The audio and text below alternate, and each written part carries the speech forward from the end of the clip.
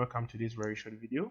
In this very short video, we are going to focus our attention on two modes of spanning tree, i.e. rapid spanning tree and then prevalent spanning tree. Now, whenever we shut this interface down, at a very fast rate, spanning tree converges and then put interface 01 as the root port. That's because there's mode running on the switches on this switch is in rapid spanning tree, and the difference between rapid spanning tree and then prevalent spanning tree is the convergence rate. And then rapid spanning tree has a very fast convergence rate should in case a link goes down, and prevalent spanning tree takes time to converge for spanning tree to converge on the switch. So what am I saying? At the moment you're running the protocol rapid spanning tree, I'm going to shut the interface ET00 down, and let's see how fast spanning tree converges to interface 01. So I'll do interface E/0 and I'll shut the interface. So I'll go back and I'll do show spanning tree, and as you can see, fast forward spanning tree has converged interface E01 to be the root of the bridge.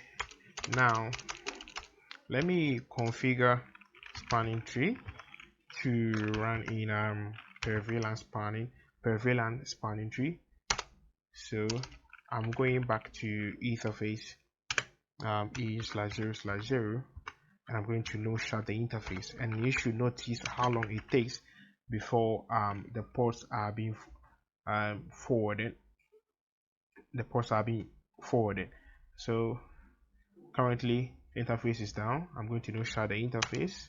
I'll go back and I'll do show spanning tree, and as you can see, they're in learning state, and I'll do show spanning tree, still in learning state, others are forwarding, and I'll do show spanning tree, and currently still in a learning state for the root port. And as you can see, I should run the command again, and now it's still in a running state. It still hasn't converted to forwarding. So let me run the command again, and now it has converted to forward. Now you saw the converging rate. Prevalent spanning tree is very slow as compared to rapid spanning tree when it comes to spanning tree convergence. And as you can see, I had to run the command like 4 or 3 times, which takes about let's say 5 seconds to 6 seconds for spanning tree to converge when using prevalent spanning tree. So the moral of the lesson is that when you are configuring spanning tree, you should use rapid spanning tree for a very fast and high convergence of spanning tree on your topology.